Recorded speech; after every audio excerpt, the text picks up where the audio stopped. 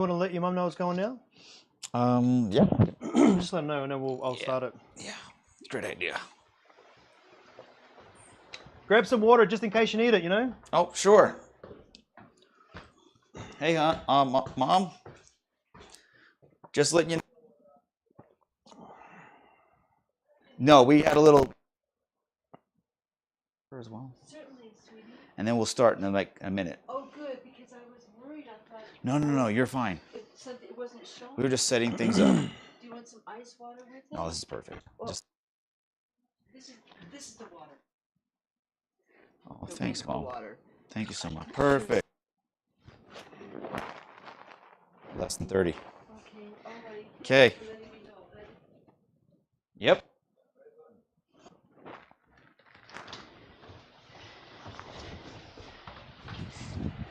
Okay. She's raring to go. Is she's ready to watch? She's ready. I didn't know if she hit the. Get comfortable where you're going to sit, and I'll turn you back in again on the camera. I think it was here. Yep, there we go.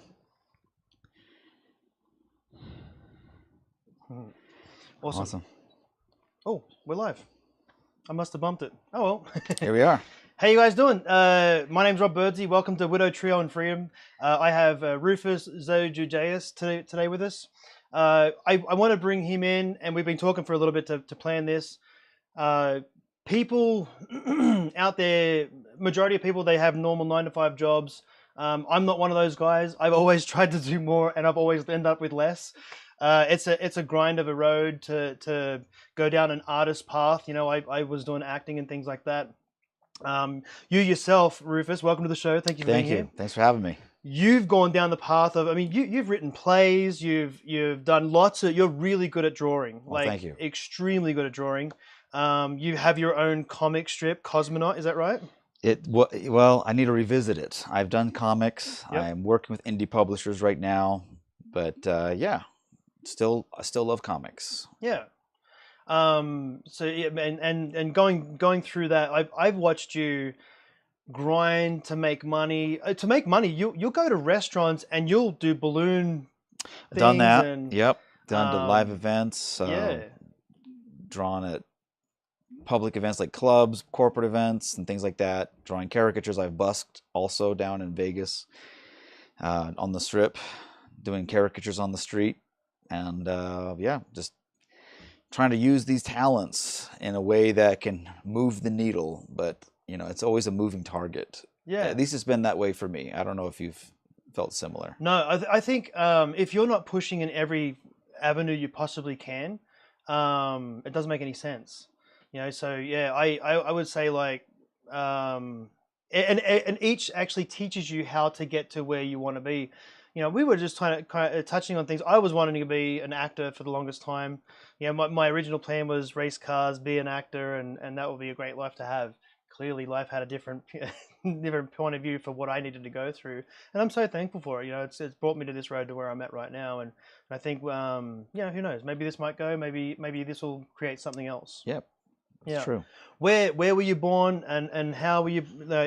You're raising as a young boy coming up through the ranks. Tell me a bit about that. Sure. Yeah, I was born. Family life and that, you know. Yeah, I was born in Santa Monica, California. Wow. Yeah, and the rest of the siblings were born in Utah. So I'm not sure exactly how it all went down, but growing up, my father, come to find out, was trying to break into Hollywood as well as a screenwriter. Oh, so he loved to write. He also, maybe that's where you get your writing from, huh? Maybe. But I remember distinctly younger years that we would move around a lot, mainly back and forth between Utah and California. Mm-hmm. I distinctly remember being in one of the apartment flats nearby in Anaheim. I could see the White Mountain. What do they call that? I forget. It starts with an M. Anyways, it's the big white mountain they have in Disneyland. Oh, the Matterhorn. Thank you, Yes. Matterhorn. So I could see that from my little motel room area on the balcony. Wow. I remember learning how to play chess with one of the neighboring guys. Of course, I forgot it later, but I also remember we couldn't go trick-or-treating that year because we were in a scarier part of town. And basically, I grew up with a father with an incredible talent, a lot of potential, Yeah. and it ended up getting wasted. Ah. So, Oh, yeah. In what way? How? several ways. Well, it took 5 kids before my mom decided he's not changing, he's not Yeah. improving. Was She it get addiction? I would suspect there was addiction. Okay. Definitely, alcoholism was part of that. Sure. But there were other lifestyle choices, and well, in the years to follow, and I'll put a bookmark on this, is that we came to find out more about what might have contributed to some of that, right? Because he grew up in a very devout Mormon family, Yeah. and so he had, he was the oldest of many kids, and once again, he served a mission. He got married in the temple. He did all the things that in our culture in Utah or in the Church of Jesus Christ of Latter-day Saints, that we consider, checking off that list. But then inevitably gravity took hold, and there was an inevitable conflict between expectations that he was living up to and the reality of his actual well-being, who he was. Well, that shadow is what I grew up under. Even well after my mom and he parted ways, we grew up under that type of shadow. I know I did. I was the oldest, and the oldest of 5. And watching my mom struggling to not only keep us alive, but teach us values, She was a convert to the church, served a mission, and was emphatic on instilling the values of that religion and of the gospel and of being a good person. And that was a counter agent to the statistic that we were going to fall into of the struggling single parent family. We were in halfway houses. We would sometimes have to go into periods of hiding because my dad was very unsafe for himself. Man. And without going into detail, Sure. but the fact is, my wife and I talk about this, is like this definitely had an influence on who I am now. Maybe a lot of times without me knowing it, but now being a dad, being a husband, being an adult, I have to face it now. So I bring all that up as a preface to say that growing up, I imposed a personal expectation that I was going to not be like my father, that I was going to be present, I was going to be supportive of the woman in my life, and that I would figure this out. Yeah. He was also an artist. He could draw, he could act, he could sing. He was very, from what I would hear, this is a very magnetic personality. But during the last 10 years of his life, I had no idea if he was alive or dead. Oh, wow. So he didn't keep in touch with you guys? No. Unfortunately, his choices led to where my mom had to create safe distance. Yeah. And is that when you guys broke away and moved up here, or? Well, we moved around a bit. Okay. So I moved around, big circle around Utah. Uh-huh. And then I ended up going back to Cali with some family, saved up for the LDS mission, served a mission in Brazil, and then ended up back with family, and we moved to Utah shortly thereafter. Right. And that's where I met my wife, and that's where here we are. So, not to flog the dead horse of all the pain and struggles of growing up like that, but clearly you've seen a lot from him and his influence. What age was that when that kind of started to break away? Was it into your teens, or? So I was in 4th grade when okay. my parents officially divorced. That's probably a good thing, man, to be honest with you. Yeah. And that's just it. Like my mom was always criticized no matter what she did from other people that probably well-intentioned, but she made the best decisions she could with what she had. Yeah. And I have to credit much of the good I have brought into my life from her raising us the way she did.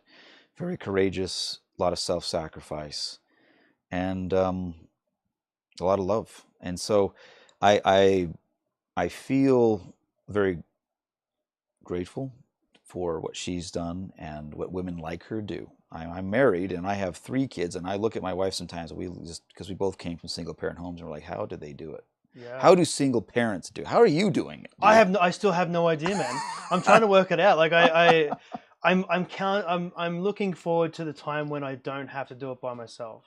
But you're doing it now. Yeah. You're figuring it out. And I have.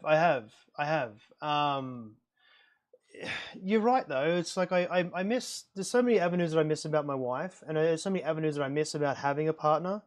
The camaraderie just between 2 people. You know, that just the at the end of the day, it's good to come home and just to be able to say, "Oh man, that was a day."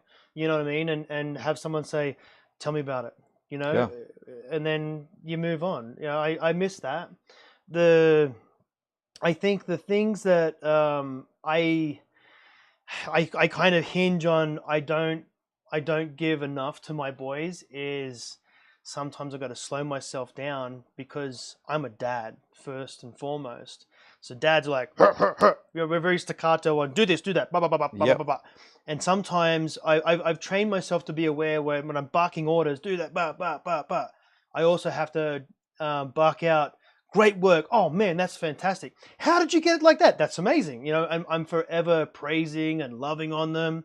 And sometimes when I miss it and I don't do that, you'll see them just that I'm tuned into like the little tiny disgruntledness on their face or the perplexion and that's when I'm like, whoa, I shut down. Come here. Give me a hug. Right. I am so proud of you, little man. You're doing such a good job. And I'm such a bulldog sometimes. You know what I mean? Things like that. And it goes a long way. But I really need to stop and focus on them because I have so many irons in the fire. I just started working a job not long back. I'm trying to save up money to take my kids on holidays and things because they're getting older and we've done some good things. Don't get me wrong. You've probably seen we go here and there. And, Yeah. but usually it's if someone's got free tickets or if they want us to tag along or you know what I mean. It's that kind of but thing. Still, you're trying to get them out. You're trying to get them experiences. And we're always out doing stuff. You know, and I think that's so important. But I think I really would enjoy the day when I have a partner that I can say, hey, I'm going to do an interview this day. Could you get the kids? Because I mean, every day, like when I was at school, I would pull loans, right? And I wouldn't use them for myself. I would use them on my kids. My kids are very well versed in things. And some people have judged me for it. Like, man, you guys can barely afford anything. You know, we live in an RV. And it's a big RV, and I've got it very well set up. You know what I mean? Like I've tooled it. There's a stigma. But there is a stigma around it. Yeah, for sure. You know, and I just say to them, like, look around us, guys. This is rock bottom. We're never, ever going to be in this position again. From this pace forth, it's only going to go up. You know what I mean? And whether we just buy a normal house, whether we land it or whatever the case, you know what I mean? But the humble beginnings of their life, I explain to them all the time, you know, usually you'll get a whole room, not just a bed, you know? Right.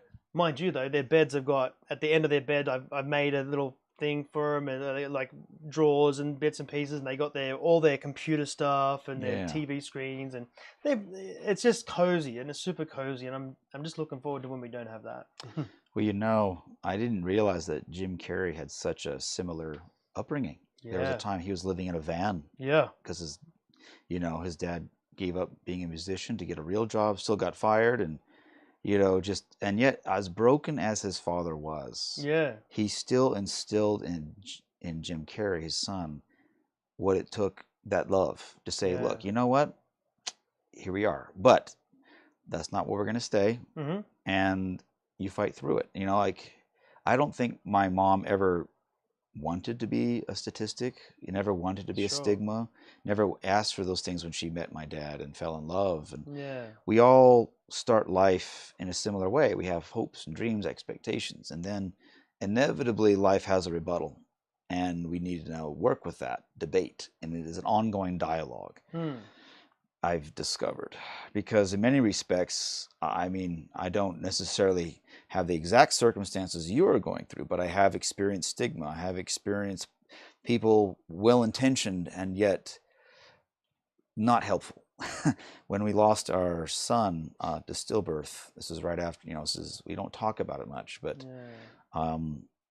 there were people that would come up trying to help, but it was more destructive in that way, because they you know, when people are grieving, it's a different planet of experience I never even could appreciate. And to a very small degree, I started to experience that now with the loss of our son, and realizing how unhelpful everyone really was when they would show up at our door and try to reassure us with their version of life, is say, well, you know what, you know, you at least you've got you know, another one, you know, or this and that. And it's like, stop talking. Like, my wife literally just shut off socially for the next couple years. And yeah, can I ask when did we don't talk about it much. I know, you know, and we've known each other for years and years. And that's just it. We, you know, every so often the kids will remind us, no, there's actually 6 of us, and we have to be like, yeah, we know. We wink at them and be like, we know. But it's hard for us to. We're not telling our kids don't bring him up, because it was a he. When this was after, this was after Avery. Avery was our first. Yeah. And then within a year after. Yes, yeah. I remember this. Oh, it's funny. It was years back. Yeah, years ago. But how far along was she? About 5 months in. Oh, ouch. So that's a very much situation. It was, and it to this day. I mean, but the thing is, it was also at the same time tragically amazing, in the sense that we could feel the connection. You know, there are other people within our faith, because once again, stillbirth apparently is a very big gray area. Yeah. In our dogma. Yeah. Because there were even certain bishops or people we trusted with their testimony, their insight, their spirituality, that would come and say, well, you know, you'll have this, you know, the child will be born through some other family, or the millennium will come after Christ comes, and then you'll have your baby. And I'm like, all the excuses, all the things. I'm like, I really rather you not have said anything. I'd rather just lived in ignorance. But that's just it. At one point, we had a insightful leader who pulled us aside and said, look, that baby you felt in your belly mattered.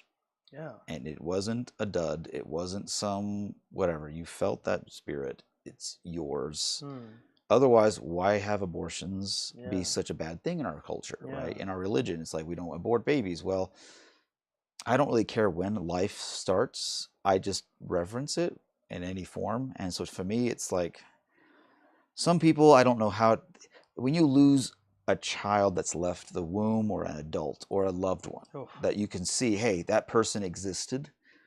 It's different to go, I'll be there. I want to be there for you, because I can compute that better. Yeah. But when it's a stillbirth, it was a life that never really quite got to blossom. So some people don't even necessarily treat it like an actual death. It was kind of like a pseudo loss. Yeah, it doesn't matter. Like it shouldn't. It shouldn't. Yeah. And see, for me, it doesn't. Yeah. And for me, anyways, that's other comments. I'm going to chime in with some frou-frou stuff, right? It sounds a bit crazy, or whatever the case may be, right? They say, right, throughout, like, before we come here, we've already signed up for what we want. Right? Our experiences, whatever the case may be. Right? I know this probably sounds weird. Maybe that baby showed up to be your angel. You know what I mean? Do you ever pray to that baby? Well, we have some very interesting experiences. So, for example, when we were preparing for the funeral and the procession, we became there were times we could feel him close, and usually when that would happen, we'd see a dragonfly. On the funeral, we had swarms of dragonflies all around us. And every so often, every time we see a dragonfly now, it's one of those reminders that he is saying hi, checking in. At times, we'll see a dragonfly as together as a family, kind of swooping in. We've had other spiritual experiences where, you know, they're very personal for us and special in the sense that he is a part of this family, just on a different plane and level. And for us, at times, it's what saved our marriage from collapsing on stupid stuff that happens everywhere, right? Where we had 2 adults have to be reminded that they started something much bigger than either one of them. And what you start as a family, the connections you make, are living things in themselves, and they need tending to, but they also bear fruit Mm-hmm. if you do it right. Yeah. And I've learned over the course of my life that that is really the most important thing you can develop in life, are healthy relationships. You might get wealth, you might get a success, you might get failure, you might experience loss.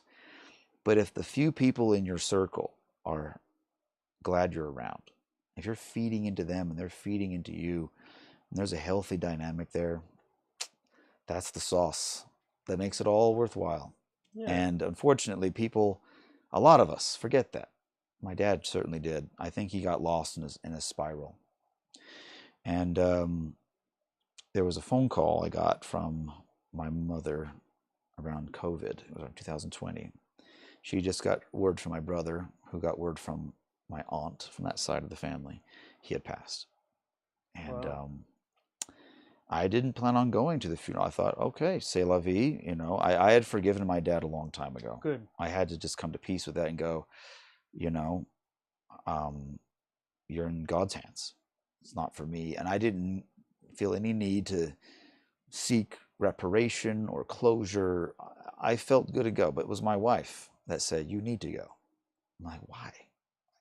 Like, I'm good. I'm good. She said, it's not about you. Your kids need to see you there. Your kids need to know this part of their lives. And I'm like, expletive. No, but she was right. Yeah. And I went, though other members of the family did not want me to. I've actually lost contact with some as a result. Oh, that's very sad. That's life. Yeah. Every time something big happens, like a schism, inevitably certain things scatter. She's 100% right, man. You know, I never experienced big loss when I was younger. There was a couple of losses around me. You know, I didn't really think too much of it, but I really wasn't involved as much as what I wish I would have been, because then I would have understood it better. And it kind of set me in a way that I didn't experience that loss. Then it wasn't until before we left Logan to go to LA to go into the acting career, we had that dog Mavis. Yeah, I remember Mavis. Yeah, I remember Mavis. She went and got spayed or whatever, and they used dirty tools or something, and straight after that she went jaundice, yellowed, and died. You know, but if you knew that dog, I put everything into that dog. I trained that dog on hand commandments. If I went running, she'd be with me. She could do anything. She was amazing, and we were so bonded. You know, and towards the end there, you know, like when she actually finally passed, well, not finally, but when she passed, man, I was destroyed. I literally took 2 weeks off my work. I couldn't do anything, and but it was the first real experience of, you know, down. And I'm so glad that happened then, because when my wife passed away, that 2 weeks was 3 years. 3 years of, you know, I made a promise to my wife that I would post as much as I could about the kids and whatever we were doing. You know, so I know a lot of people probably saw all my posts and thought, oh, they're doing great. But man, behind, like, I put the kids to bed and I'll just be destroyed for the rest of the night. You know, and I still have a hard time sleeping from time to time, and you know, things like that, and that happens. But when you're more prepared for it, I was never prepared for it. But I never really had I never had a full upbringing of like what my kids are getting as when I was younger either. So I think that's why going through hard things and sticking to stuff, and where it was just for me, I literally had carte blanche to my own life. You know, my mother said to me from the age of 3 years old, you couldn't tell you nothing. And I'm like, yeah, you just tell the kid what to do and you set a standard and you stick to it. Oh no, you wouldn't listen to me. I think that's bogus. You know what I mean? Like, I really couldn't understand that too much. So to have all that freedom that I had, it didn't do me any service at all, except for now I look back and I'm like, wow, that was so crazy. I learned adults can speed things up for kids 1,000-fold. You know what I mean? I felt like I hit my 20s and I was still 10 years old in a sense, because I wasn't well-rounded enough to pull through. So loss and things, I think it's a part of life. So what coming back to your wife taking you and your kids are going there for them to see it, now they have a premise of what this is. there's an energy about death. It's a scary factor. We'll never see that person again, and look at the respect of everyone showing up for this person. Yeah. Yeah. It was definitely more than I expected. I was just planning on just making an appearance, keeping my head down, because I didn't want to raise a stir. Sure. He was kind of a pariah on his side of the family. He had made a lot of choices that put people on edge for a long time, and not everyone showed up for the funeral anyway. It was really that sister of his that tended to his last 10 years of life in a home, took care of the arrangements for the funeral, was going to put, he was going to be buried in Vernal. And I went down with my wife and our kids, and when we showed up, the aunt wasn't entirely sure what to expect because I hadn't seen her in over 30 years. But she's very much kind of a self-appointed family historian, a lot of knowledge about the family, and kind of circling back to what I said earlier about there being these struggles we didn't fully understand. She said, we didn't really understand mental health very well in the 80s and 90s like we do now. And she's it's come to light that side of the family has a string of mental health problems. And guess what? It's genetic. So I came away from that. One of the takeaways was I need to get myself evaluated. I need to take charge of whatever took hold of my dad, because maybe he didn't have anyone he could turn to. Yeah. The way he needed. I don't know. Maybe he manipulated the system. I don't know. But he went on down a path that was definitely influenced not just by addiction, but mental health. And I'm currently working on that now. Long story short. Can I ask? Have you done tests? I have, but now I have to get retested apparently because they think they may have misdiagnosed me. So what they diagnosed you with? Bipolar. Oh, okay. Yeah. I was wondering. Well, see, there you go. But the thing is, the medicines they were giving me weren't working. So now they're retesting some things. They're tweaking some things. And, it's interesting when you say that to people. Yeah. Because automatically, anything with mental health still carries stigma. Yeah. Even with all our knowledge set. Can I share an insight there? My uncle has bipolar. It's in my family too, right? I've noticed you on I have to say this, right? I remember I met you and you're everywhere doing stuff in this theater department up at USU, and I'm like, man, and you're always so nice. You're always so gracious, happy to help, happy to talk. Give pointers here and there. You can draw like crazy. Helping on set and painting and stuff. And the next thing I hear, you're writing a play, and they're gonna produce it, and you ran it in the whole gamut. And I remember watching you go through that process, and there were moments where I saw you and you were tapped out. You were so flustered and flabbergasted, and I could see the demons of you trying to negotiate people and trying to get your point across, and everyone's telling you can't do that, and you're like, this is my vision, and you stuck, and I'm glad that you stuck with it. So it's such a broad spectrum to just say bipolar. I think there's a spectrum of bipolar, right? Now, my uncle with bipolar, he's a truck driver, right? I used to idolize this guy. Like I would draw trucks until he would show up one weekend every other 4 years or something, you know what I mean? He'd pull up in this big Kenworth and it's all loaded and across from house. I'd come home and see the truck and I'd just run all the way home. Uncle, my uncle's here. I'm not even saying his name. And I would just be enthralled by this guy, and he was so charming, such an amazing person, so cool, and everything was great. And then he finally moved closer to us, and then he takes us out, and I'm driving in the truck with him, and it's fantastic. We're going. I was a chubby little kid, right? And my elbows, they've always had this darkness around them, and I can't quite figure it out, right?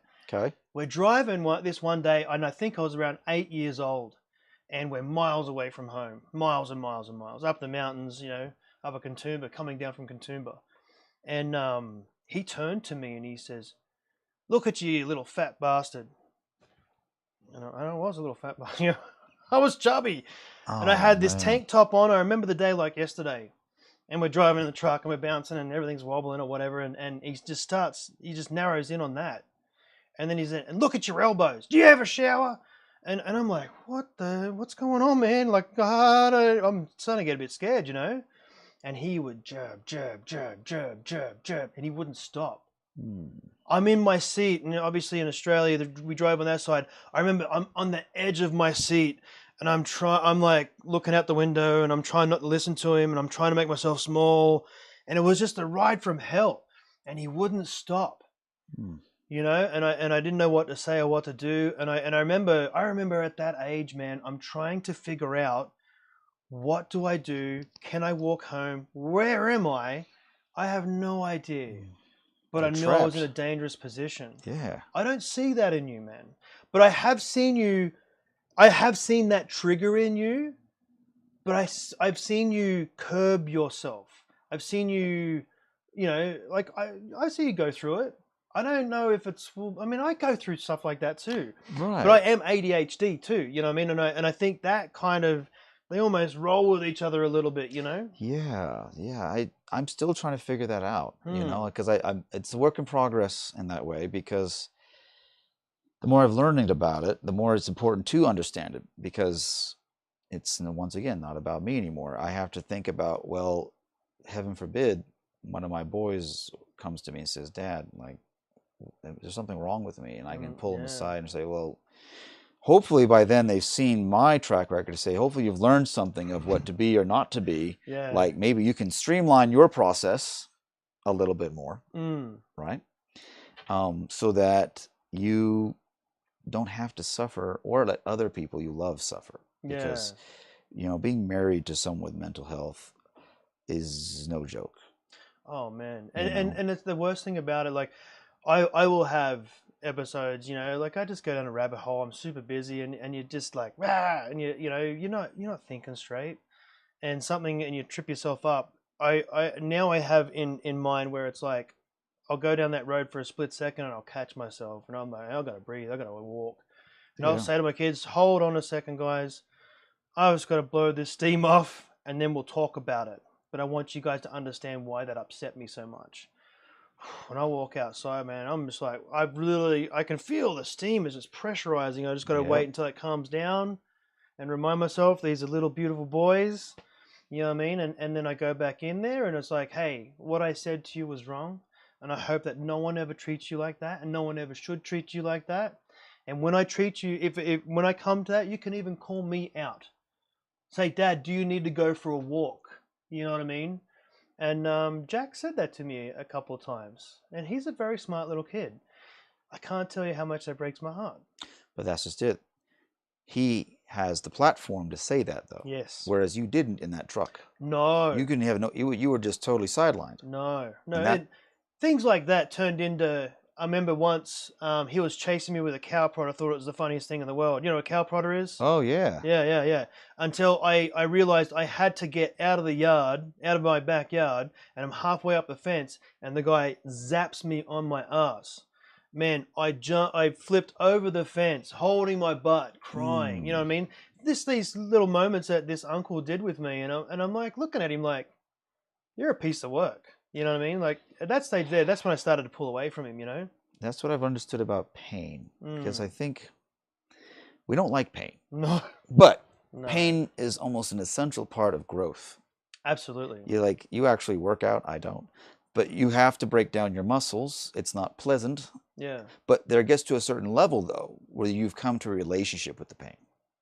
Yeah. You understand that this is going to not feel great, but I know what it's for, and I know when to stop.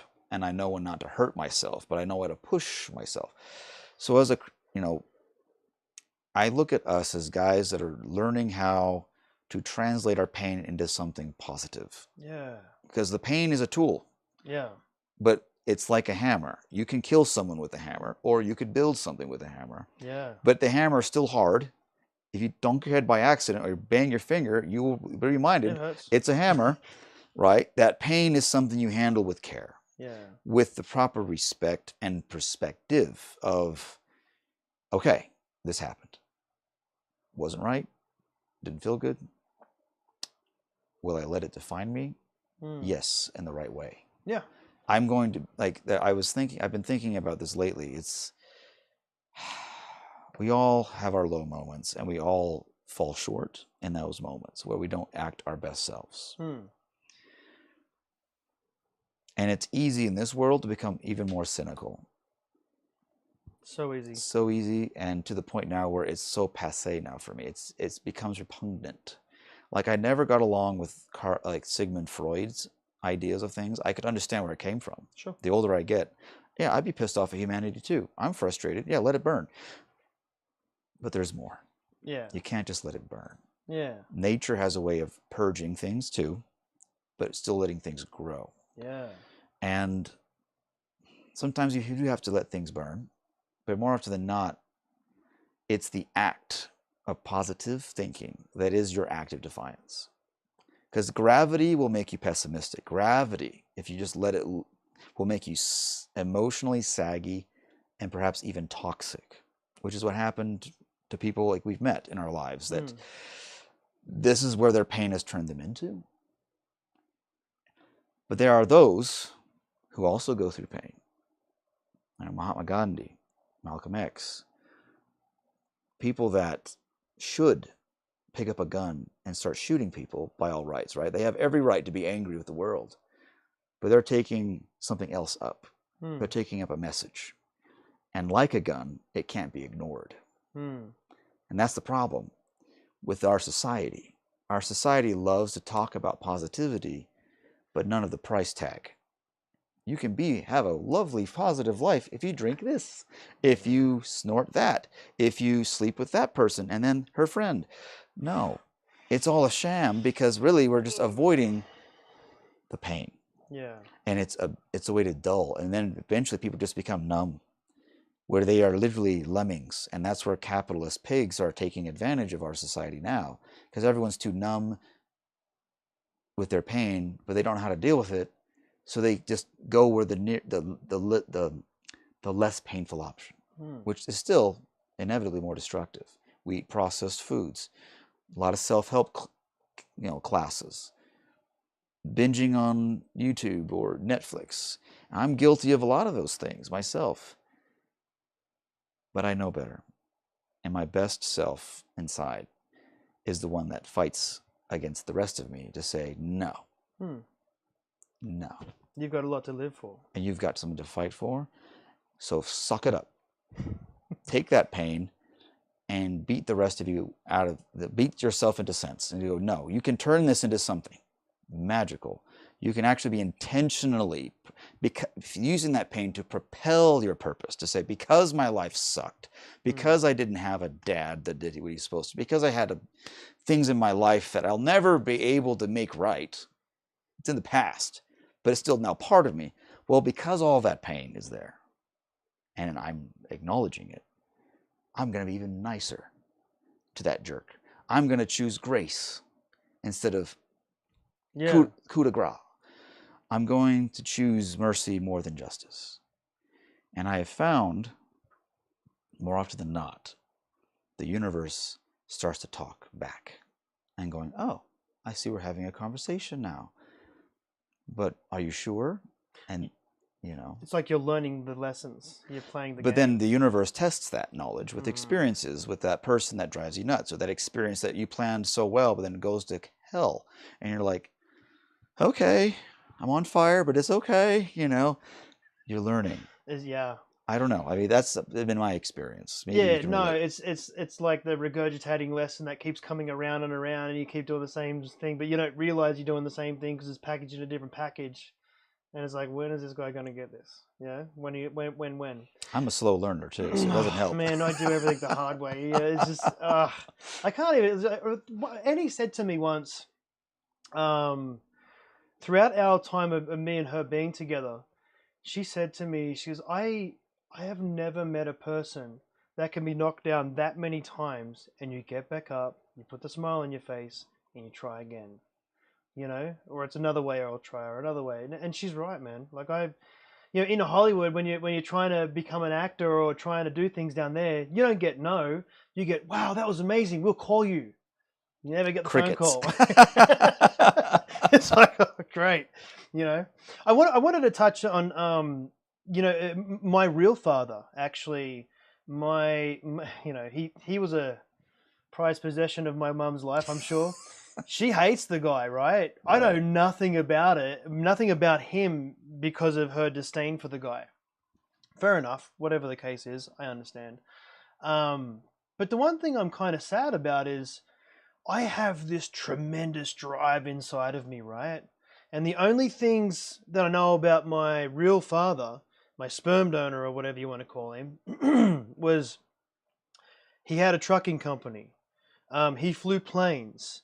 They think he was called the Masked Avenger or something in wrestling in Sydney, back in the day in the 70s or something like that. I mean, like, he had done all these. Oh, he loved Mercedes-Benz. I love Mercedes-Benz. I mean, like, it just these funny things, right? A few years back, I think it was after Annie and I got married, I found a cheap Mercedes-Benz and it had a smash in the back end, and I fixed it up, and it was a beautiful car. And man, I'm so thankful for that car. It just ran forever. I mean, I hardly put any money into it. It was very cheap to buy, and we had a really nice car.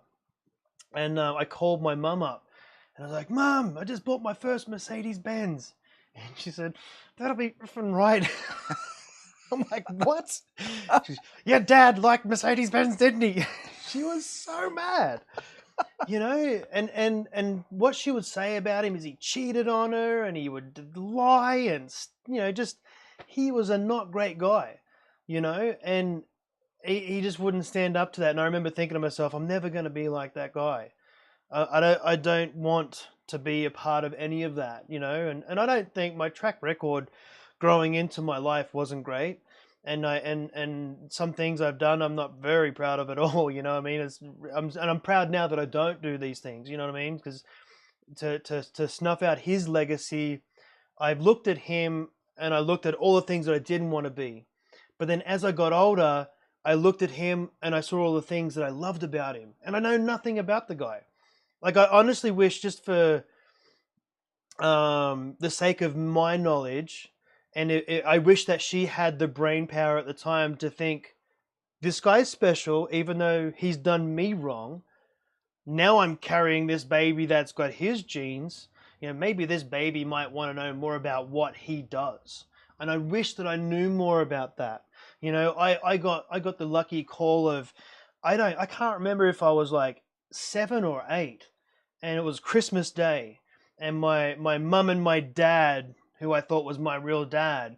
And at the time too, I was kind of figuring, I'm nothing like this guy. I remember thinking that. And then we sit down just after we opened up our presents for Christmas, and hey, everything's great. And oh, by the way, John is not your father. I'm like, what? You know what I mean? Like, and from that day forth, it just ruined me. You know what I mean? I didn't know what was what, because now I'm looking at him like, I know I'm nothing like him.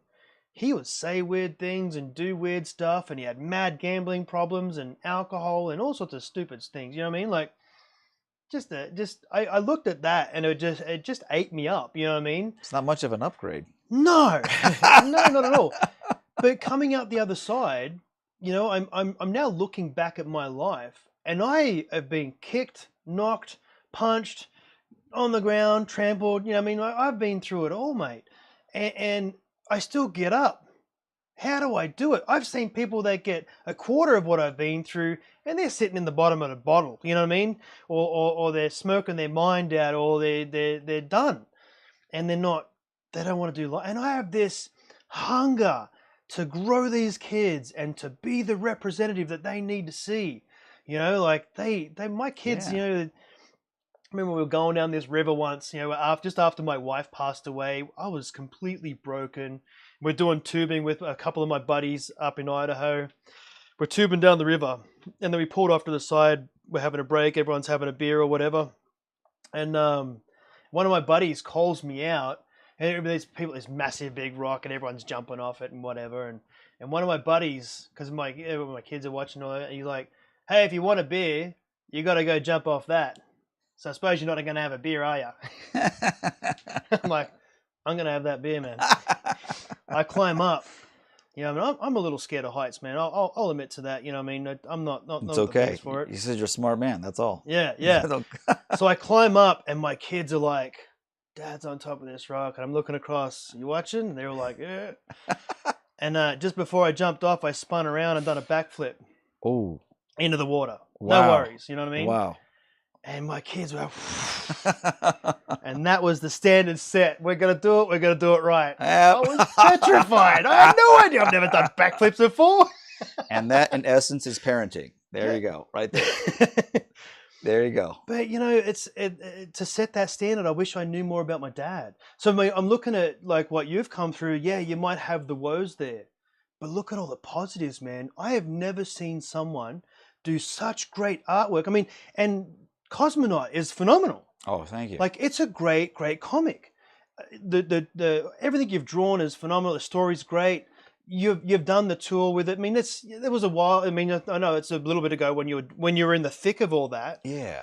But now, since then, I'm watching you because I know you've got so much art sitting in you ready to come out, and I see you do a lot of, is it cartoon caricatures? Is that what you call them? Yeah. So they call them caricatures, but they're really just cartoon portraits of Yes, people. where you just pick out their face and make them a cartoon, and yeah, and you do great work with it.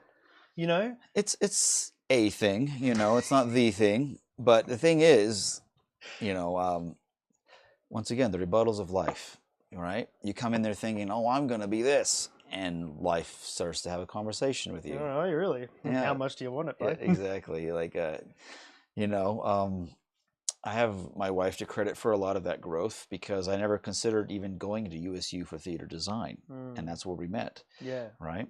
And I tell people all the time, looking back, I would not want to have changed my theater background, because if I just decided to do what I originally thought, like I'm just going to be a great artist and draw comics or whatever, it puts you in a cubicle very quickly and your connections start to really shrink. Whereas in theater, you're being stretched and pulled. You're meeting with, builders and actors and big personalities, small personalities, the gamut, and you're everyone forced down this rabbit hole for a show that somehow miraculously pops out the other end, and you're like, if you had any idea backstage, right? Yeah. What's going on? That experience is painful, but it makes you grow so much.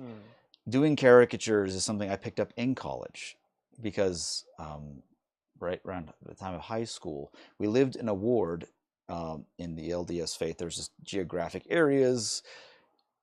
They're called wards. And in that ward where we were living at the time, there's a gentleman that was a performer. He actually did parties, corporate events. This guy did balloon animals. He did clowning. He could juggle blades and fire, and he just taught us balloons. But that's what we picked up, and that's where my younger brother Joel paid his way through college doing balloon animals. No student debt.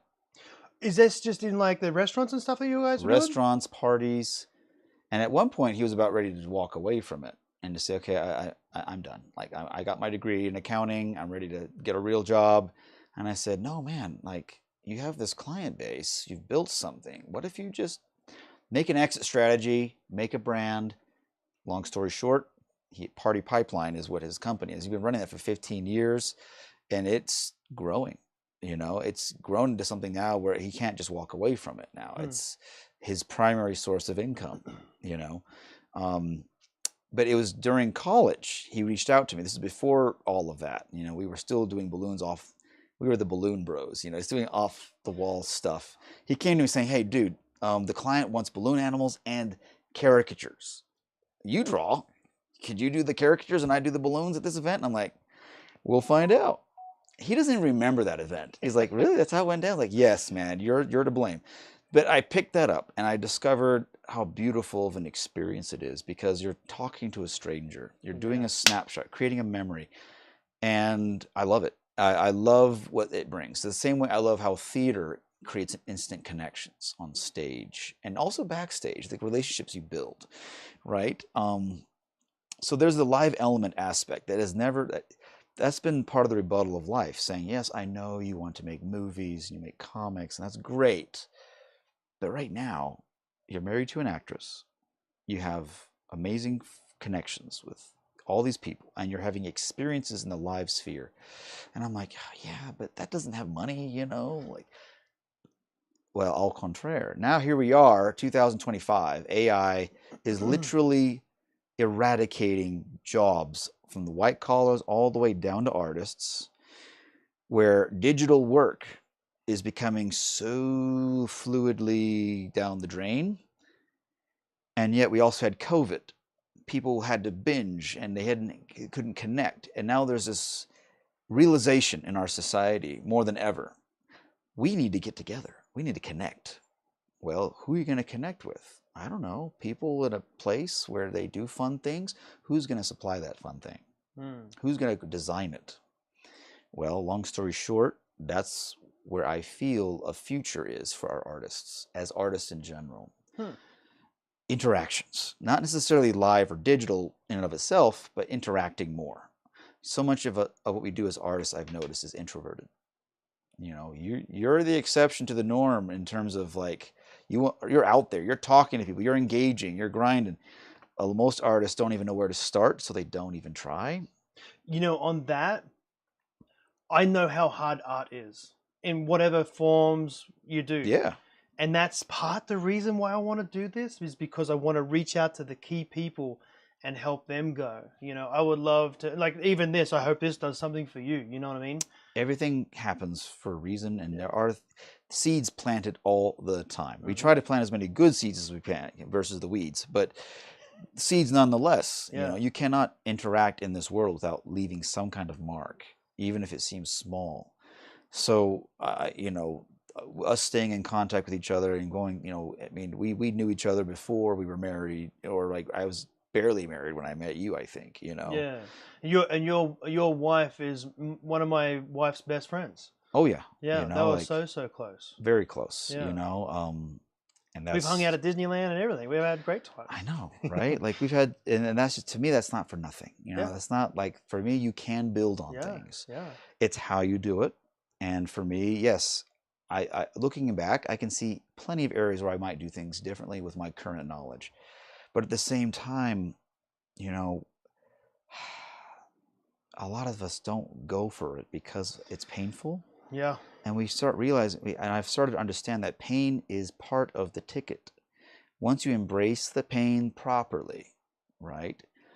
Like a guy at a gym would, right? And going, I'm going to work through this set because I want results. That's where you start seeing things happen. Because one of the biggest things I learned from my dad was wasted potential. That to me is the worst thing in the world. Worse than death. Worse than the devil himself. Wasted potential. Because evil is evil. It is what it is. There's bad things all around. But if there's someone who genuinely could do something amazing, and for whatever reason doesn't, that's robbed the universe of something amazing. That to me is the bigger crime than just being an asshole and running through life biting people. It's like, okay, well, that's what you do. But imagine being that huge whale that never reaches the surface, never blesses anyone. That makes me angry. Yeah. That made me angry. It's, you know, you said a metaphor a little back there, and it's right along there. It's the seeds that you plant. And it's and like, you've done a great job, man. You have pivoted and moved and done this and did this, and like and no joke, like, people don't understand. You don't just do a little, you travel, you'll do the job and you travel back. Like, I've seen you travel to California. That's almost 12 hours away. You know what I mean? You travel to California just to do a weekend of shows, and then you travel all the way back. And then you travel up north and you do the same back. But you've done it over the years. You've kept planting the seeds to block out the weeds. And that's the biggest thing for anyone out there. Plant the seeds, guys. Don't not plant them. The moment, if you're talented and you're not pivoting and trying every single, can I get through? Oh, that's not working. Oh man, that's painful. And then you just give up. And then you're in the bottle or whatever the case. Now you're stagnant and now you're dying. So yeah, plant those seeds, get rid of the weeds. Yes. Yeah. Turn your pain into fuel. Okay. Like, it can be like nitro, because that's what gets people, like, I in my opinion, people like Rob off the ground. It's not because he feels great. It's not because he knows he's going to win the next round. It's because that pain is that fuel. It's like, I've been through worse. And if I haven't, I'm going to survive it anyway because here I am. Like the refusal, right? The refusal to succumb to our pain, but use it, right? And to do something positive is the best response, I think, to any trauma we go through. Because we all go through things. There are things that people have gone through that I would never comprehend. And there are things that people might consider huge problems that I'm like, that's first world problem, and I have no sympathy whatsoever. But hey, for you, it could be big. We all experience different levels. But what are we doing with it? Are we using it to help others? And if we aren't really experiencing the full breadth of humanity yet. What it means to be human. Yeah. No, 100%. So now let's just take it back. Your mum's raising you. You guys are away from your dad. Let's say, I think as you're coming into your teens, you start forming who you are, right? Did you do any sports? Where would your mum? I know you grew up on basically nothing. Well, I grew up reading comics, collecting action figures, and writing and drawing a lot. Then around senior year, some gal from my class invites me to do audition for Dracula. She's like, we don't have any guys that come. Please show up. Just show up. You got the power. We need the guys, okay? Like, which is not a bad guy. That's not a bad deal. It's not like I haven't done this before, so I show up and they give you little sample sheets to read off of and whatnot. And I have no experience, but I thought, you know what the heck? I'm here. I'll pretend like I know what I'm doing. And apparently that's acting. I didn't know that at the time. So you were acting to be acting. Right. Like, I'm going to just do this thing. And long story short, I take the lead role as Dracula. And that was it. Like that was the huge cemented seed of the love of theater and understanding the magic that comes from interacting with people. Yeah. And also, you know, on stage and backstage. And from there on, it was, you know, something that I always loved. It gave me a whole lot more confidence. It was a game changer. I became known as, you know, Rufus, the guy, you know, because everyone saw the play. And it was a very interesting thing, you know, because most of the time I was just off the back. I was always the awkward new kid, you know, and I didn't really do much. Not like I didn't have friends, but it wasn't like I was really well known. And yeah, we weren't known for anything. Right. You know, it's nobody. And experiencing some of that was kind of a hint towards, you know, maybe I don't have to just be the lone loser all the time. I can be other things. And at that stage, were you doing lots of art and things too? Yeah, continue to draw, create my own stories, because that's basically what I really was inspired by. I would read Calvin and Hobbes, I'd read Spider-Man, or learn about Stan Lee or Todd McFarlane, the Spawn. And I'm like, I need to be these guys because their worlds changed mine. How cool would it be to help change another kid's one day? Yeah. That's something that I'm still trying to do. Yeah. I don't know if you know this about me, right? But so you coming into that, your mum she's so dedicated to your siblings and you and grandkids and stuff. She's an amazing person. You were very well versed in reading. She would push you in those areas, right? Oh yeah, she encouraged reading. Granted, I was already a nerd, so a lot of that was, you know, she didn't. Hopefully, I think she had to encourage it maybe with others, like Joel, my brother that does the party company. He was the one always trying to get out. Like, let's play ball, let's play catch, let's do something, right? And he looks like a jock too, right? And he hated school. Like, he hated school, right? And now he's an accountant. No, accounting degree from BYU. You know, we all grow in different ways. I had to be more responsible as a default anyway, because there was no other father figure, and I was the oldest. So I kind of stepped into a role and did my best to be support to my mom, but that honestly is a drop in the bucket compared to whatever work she was doing that I never will know the full extent of what single parents do. But as a parent now, I'm coming to appreciate that even more, going, holy heck, like, serious sacrifices were made. But yeah, I mean, I loved reading. I loved, but comics and graphic novels were definitely more of my bent. And, you know, grew up on movies and things. And, you know, I wanted to be into movies. I wanted to direct movies. You know, I thought that was where I wanted to be. And when I started to experience the film set and the dynamics of the filmmaking, I realized very quickly this is not what I thought it was, and it was a lot more creatively restrictive the bigger you get, depending on how big of a project you do. And so for me, comics came back full circle because low budgets mean low oversight or zero. And most people don't really care anyway about your comic until it breaks big. One of the biggest dad moments I ever had as a nerd dad was getting to introduce my daughter, I think she was about 7 or 8 at the time, to Kevin Eastman. This guy is the co-creator of the Ninja Turtles. So he came up to Utah for like a little Comic-Con thing. And one of the best things he said to her, because he signed her little comic, he says, there are no such thing as stupid ideas. If I can pull this off, then yeah, anything's possible, right? Like, and I idolized him and Peter Laird. Like I played with their toys. I wanted to be like, it started at an early age, being inspired by the creators, not just the creation, and going, how did they make this? This is amazing.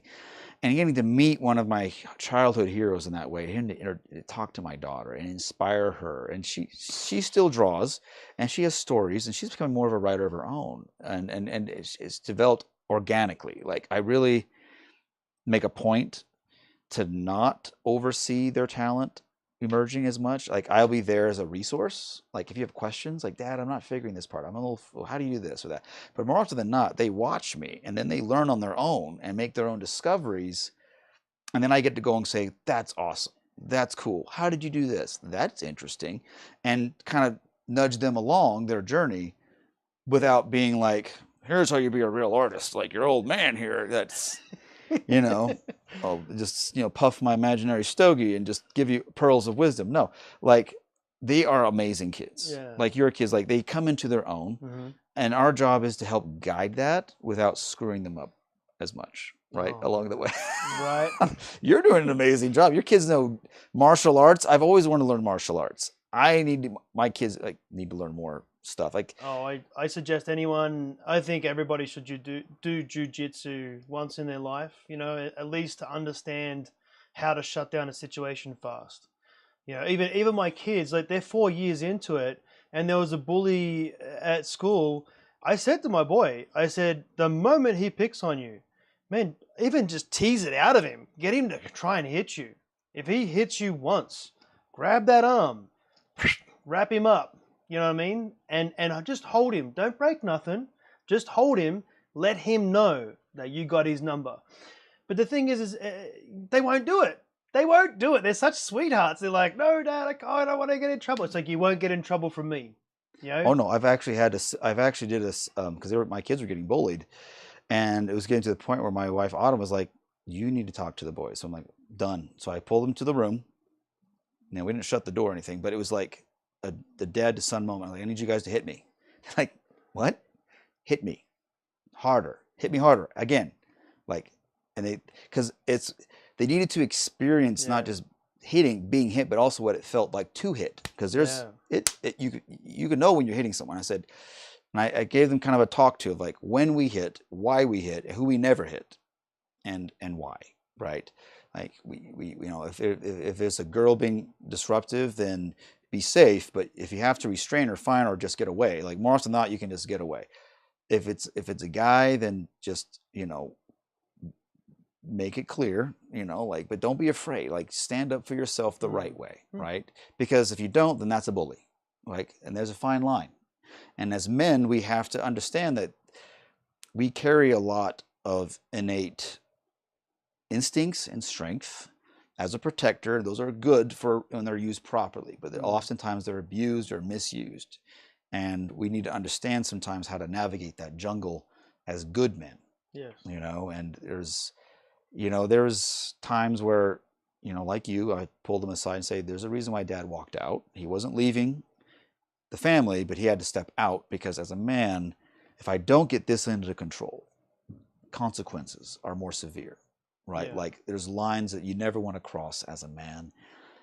And if you can't get that control, if you're worried about that control, you have to find a space to do that. And so I'm learning how to do that because I was never coached that way by my father. And my mom did her best, but there are certain things as a man you learn that your sons need to hear from another man, especially obviously their father, to say, there's what we're taught, and then here's the reality, and we live in between. We need to know how to sometimes to pull from what we're taught, other times just to pull from what is. You know, I have two boys that are very different in genes. Like one's got more of the mom side. We're talking like sons, like brother-in-laws that could just snap me like a twig because they just have the muscle mass I never had. Yeah. And there's the other one that's more of like me, that's like twiggy, let's say that, but he's scrappy, he's brawny, he's scrawny, and they'll be beating up on each other. But then I also recognize, like, look, you're solid, you're tall, like you guys have things, you can look after each other and your family, and you know, there's things and not and you know, the bigger one, he's actually like a little tank. Like I'll tap him and he's just like absorbs it. He'll be a hoss, right? But he's also the most sensitive. Like you could destroy him with the wrong look or word, right? So he's been getting bullied because of that, because he also draws a lot. And at one point he was just really upset. I was walking him into class because he was just being stubborn all morning. I'm like, what is your deal? And it got to the point where I realized there was something bothering him. I'm like, dude, okay, we're in the hall before class. Let's talk. What's egging you? Come to find out, he opened up about being bullied because he was in class. His teacher called him to answer a math question. He got it wrong and was laughed at. And it was evidence of things like that. And I said, well, here, buddy, put in perspective. I suck at math, but do I get paid for my math skills? No. You can draw, and you're doing something that other people just can't do. Lean in on that and know that you're going to have strengths and weaknesses like everyone else. Some people are going to be awesome at math, but would wish they could draw like you. It goes both ways, my son. It's going to be okay, right? And they've developed that confidence. Once again, my wife is great because she's all about getting them out and doing sports. Like the only reason why they're doing any sports is because of her. I just show up and I drive the car, right? But my idea of fortifying is like reading a book or drawing. She understands there's another element to growth that I appreciate. Like, anyways, I mean, I could go on, but the fact is, like, you know, I once again, I don't know how you're doing it, but you're doing the mom-dad thing, and that's not easy because it's already interesting with that dynamic of people's perspectives, and you're trying to fill in perspectives that you didn't necessarily get growing up. Maybe not as much of the nurturing part, but here you are nurturing these new soon-to-be fathers one day. Yeah. Before and you know hopefully it. leaders, man. I And really, leaders. Yeah. Yeah, I definitely want them to be able to influence people if they can. I think they are. Yeah, they definitely. It's fun to see them. You know, they do little videos of me here and there, and everyone's like, "We saw you on YouTube," and they're like, "Yep." Yeah, it's cool. But those two growing together, like, they don't argue with each other, eh? Like, I don't ever think I've seen them in a knockdown, drag out fight. They've done nothing like that. They're very loving to each other. You know, I'm very thankful for that. But they're really strong for who they are. But when they first started to do jiu-jitsu, and I don't have a jiu-jitsu background.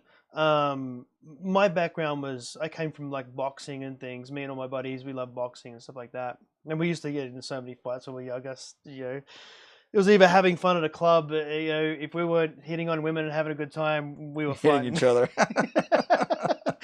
Yeah, it's just we've had some crazy times, you know what I mean?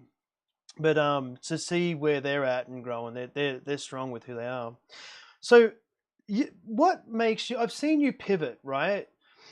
How and where? Like you have a vision, you're going for something, and then next you know, I see you pivot. What creates those pivots? Maybe you have something come to mind. What is the straw that breaks the camel back, or is it just oh man, I need to make money, so I have to go down this route? And is that the case? Is it? What is it? Because I know you're also coming up with a pivot soon too, right? Yes, I am. And you've pivoted a lot. I do. Well, I'm sure there's a smarter way to do it, but that's one of the reasons why I feel it's important to bring up the mental health stuff, because my understanding more about that part of myself hopefully empowers me to make more educated choices, because I feel like in some ways the workaholic inside me is manic. He's a machine. Mm. Unfortunately, machines are dangerous up close, and when you have young minds and hearts around that, and a family and a wife, it can become very complicated, messy. So I've had to temper that manic part. But unfortunately, what I've learned, one of the things that I hope that other freelancers take to heart, um, freelance is a milestone, not a lifestyle. Freelance really needs to serve a means to an end as quickly as possible. It's like the nitro, right? When you're raising a family. Now, if you're just doing this by yourself, it's just you or your partner or whatever. But when you're trying to raise a family and build relationships, I have learned a lot the hard way that, especially for my type of mental manic self that loves to work already, the freelance idea is literally like throwing a bunch of butterflies in a cage and a cat. It will always be like, it's just too much overstimulation, because at any given moment a client pops in. Oh, I have this job. Can you do this? Oh, I need this tomorrow. I need this yesterday. Can you do this? Oh, blah, blah, blah, blah, blah. And of course the justification is, oh, we need the money. So yes, yes, yes, yes, yes. Well, as I'm saying yes, yes, yes, yes, yes, I'm also at the same time, without realizing, saying no, no, no, no to spending time with the family, raising, being romantic with the wife, like taking her on dates, building relationships, because I'm now just becoming Mr. Machine Man. That's how I lost my first wife, because I was Mr. Machine Man with the I didn't know that principle until later on. My first wife, she was amazing. I remember every Saturday I just work, and she would take Saturdays. They would go get coffee with the family, go have lunch, go do some shopping, and just enjoy each other. And I'm like, I gotta work, and I missed out on that.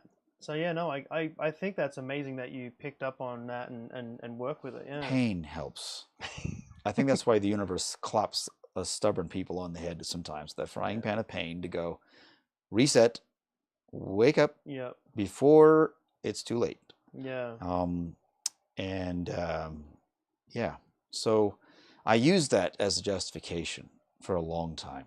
We got to pay the bills. This is worthwhile, and it's going to get to something.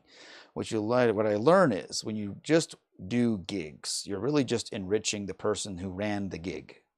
You're never going to get out of the gig game until you're actually running your own gigs, running your own setup, which is something my wife would insist. Why are you working for this whiteboard company? You could do your own. I'm like, because I don't want to run a whiteboard company.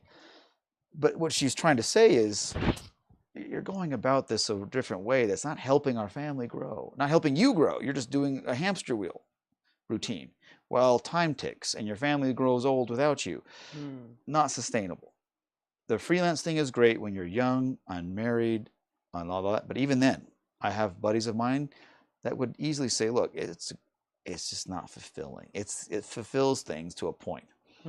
So pivoting has been propelled a lot with that for a long time, because that manic part likes to come in sometimes to the boardroom and start writing on the walls, saying, well, I have a whole new plan.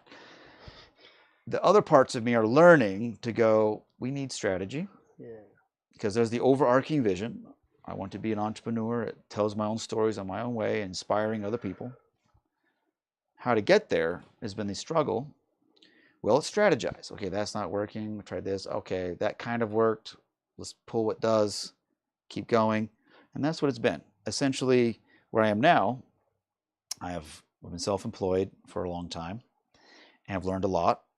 And right now I'm about to pivot into some things that allow me to reset. And without going into too much detail right away, one of the things is also going to be recharging my YouTube channel, because I did start that. My wife, once again, had this idea. It's like, you should just put yourself out there, and there's a market for that. And What's the channel called? I think it's Rufus Man. Rufus Man. Yeah, Rufus Man. And it's funny because if you look it up, you might run across he doesn't know I exist, but he's like my arch nemesis online, but so to speak, because he's Rufus Man with 2 N's, I think. He's like a South Korean musician. He's really talented, but he's got like over 100,000 subscribers, so he pops up immediately when you enter Rufus, man. So you might see that, just so you know, and that's why. It's funny because my kids look him up like, why does this guy keep popping up? I'm looking for you, Dad. I'm like, because Dad's a nobody. No one knows you yet. They don't know me yet. Yeah. I got to work towards it, but Mm. looking to kind of lean in more on those things while continuing to build the business. Now, one of the biggest things I have learned that I feel has been successful is building a community. I have a network of artists now that I have the privilege of employing from time to time for events. And a lot of that's been caricature work because it's quick, but there's other times I get to involve other artists for other more involved projects. It's very rewarding to do that. Hoping to build more on that too, because once again, I can only do so much. Yeah. And, you know, like there's a phrase that says, if you want to go fast, go alone. If you want to go far, go together.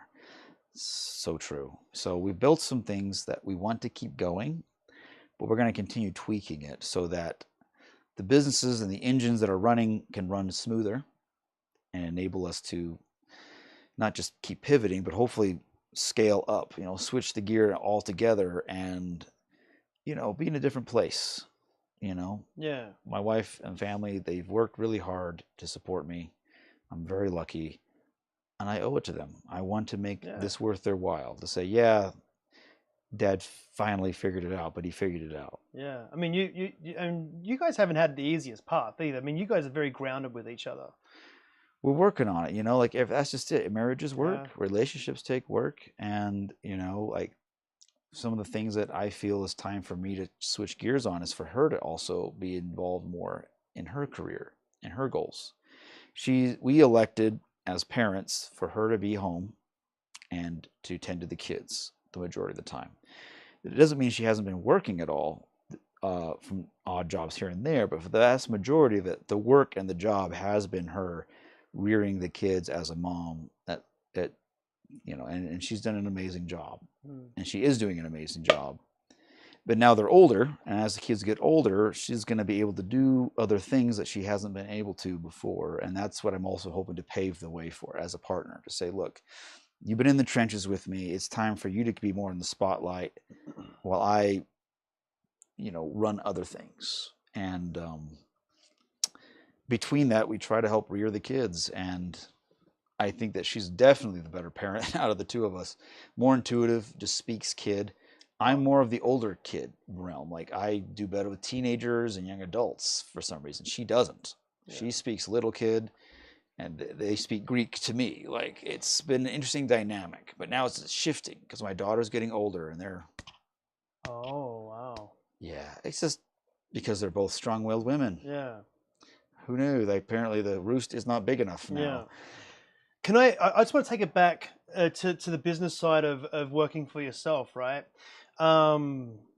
I never had no business background, but since I've been in this country, I've worked for myself all the way. You've seen me work for myself. You know, I do odd jobs, I build things. I'm really good at tiling and stuff like that. You know, I've done lots of landscaping and crazy awesome designs. Built aquariums. Aquarium back in the day. Wow, you remember that? Saltwater aquariums from scratch and the whole gamut. Yeah.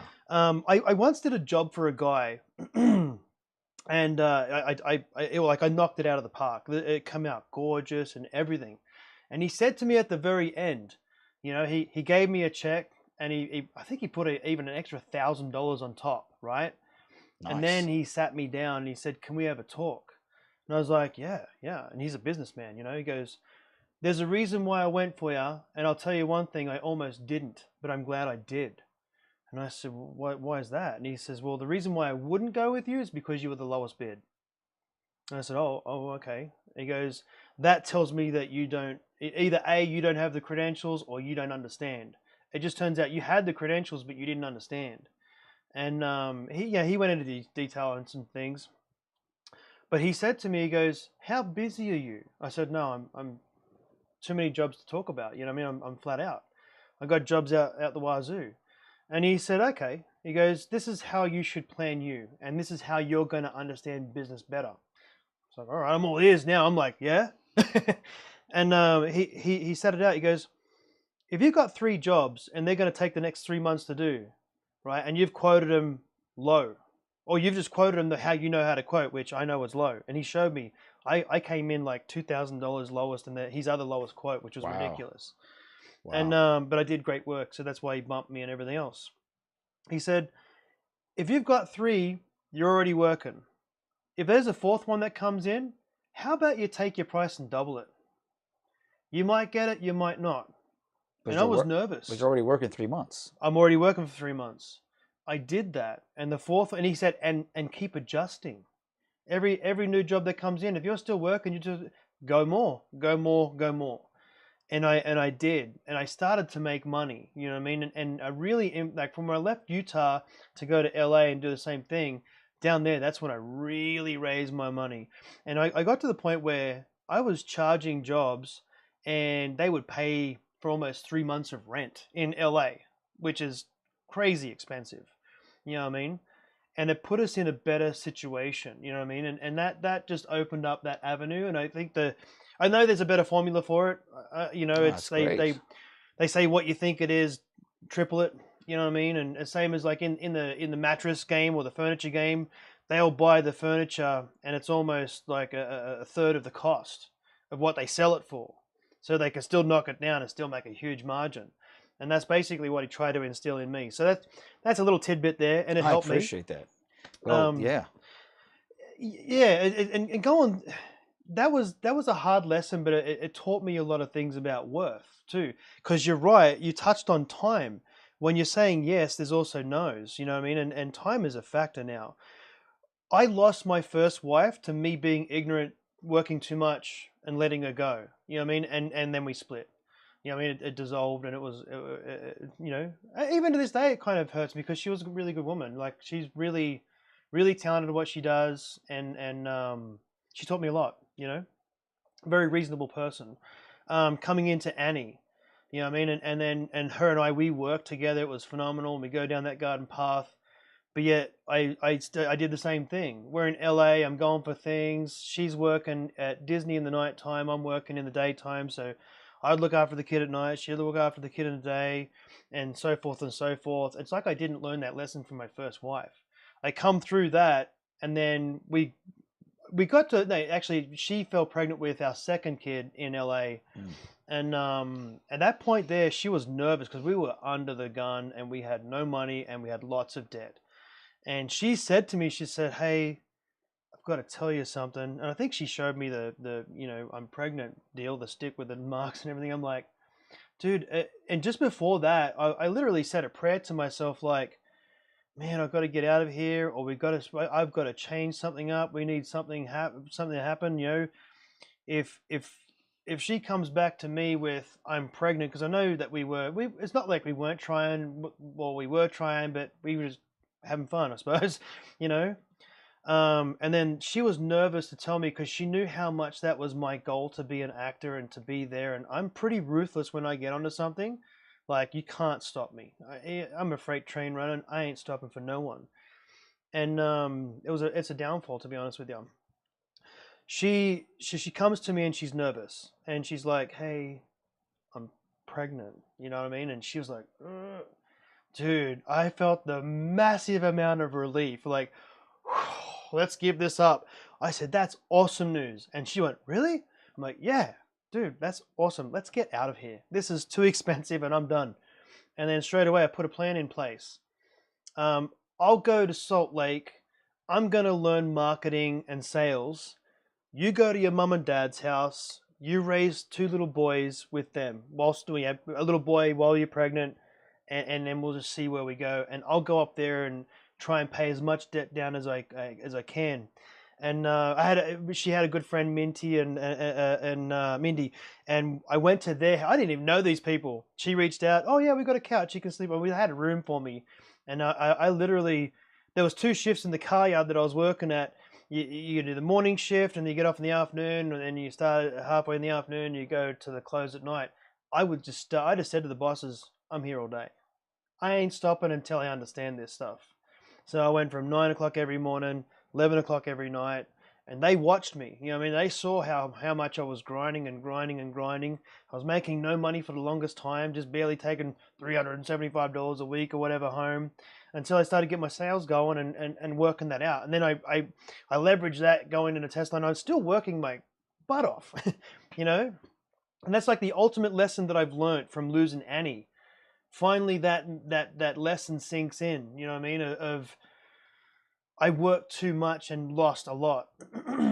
The one thing I learned from Annie is now she's gone, and I will never get that time back with her. But I have 2 little boys, right? Now it almost happened again, right? She goes, I'm trying to rebuild myself. I buy an RV, we're living in it. I move it away from Annie's family where we were living at the time.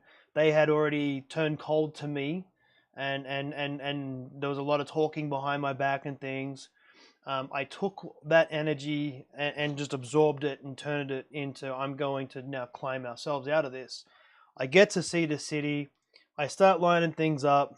My little guy's 2 years old. You know what I mean? I'm getting him out of diapers, and I choose to go back to work for an excavation company. And I put my kids in daycare all day, right? And it went on for like 3 months. And there was lessons after lessons, and it was so hard, and it was so stupid. And I'm working with these guys. They were nothing but a bunch of jerks. You know what I mean? Like, this is a really hard scenario people were talking about. This whole gamut. And I'm looking at the bigger picture. And I'm like, I can't even do this. And then the nail that broke, or the straw that broke the camel's back in that scenario was the state wouldn't pick up the tab for the daycare of the kids, because I think I went over the line of $200. And I said to my boss, could we just cut half a day on one of the... Nope. And in the end, he goes, to be honest with you, man, you're hard to work with. I'm like, I'm hard to work with. They just didn't like me.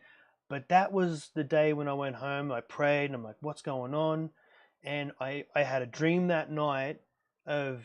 It was like the 3 ghosts that come to visit you, the past, present, and future. Right. You know what I mean? The past, boom, I lost my first wife. You know what I mean? Now that's dissolved. And her parents were amazing, like really educated people, got me into school, got me into actually USU. I didn't even have a GED at the time. They built my life, you know what I mean? Helped me rebuild that. And there was all these stepping stones to get to here. Then I meet Annie. We had a great time, but yet here I am working my butt off again. I'm not having fun, right? And I didn't get that lesson.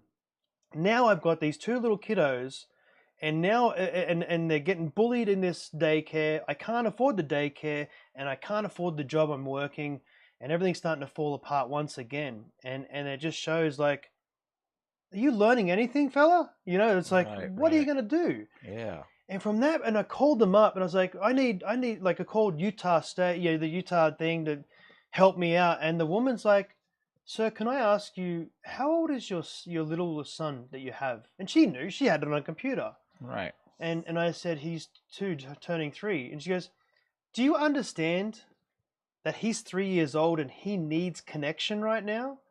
Especially after losing his mum, who he was breastfeeding up until she started chemo, you know what I mean? And it just blew my mind, man. You know, like, it just opened my eyes, and I took that time to stop.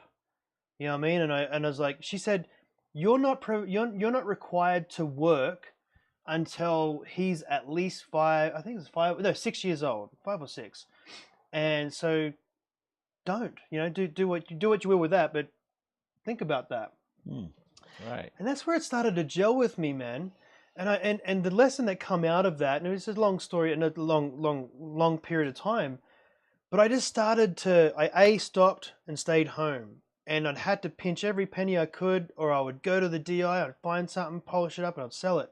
I was doing lots of that sort of stuff. But yet I'm still with these little boys, and I'm still teaching them how to grow, and I'm taking them to places, and we'll go here, and we'll do it on the cheap, and then we'd go see some things, and then I would start feeling like just the warmth in your heart, when you're doing good things and you get that glow.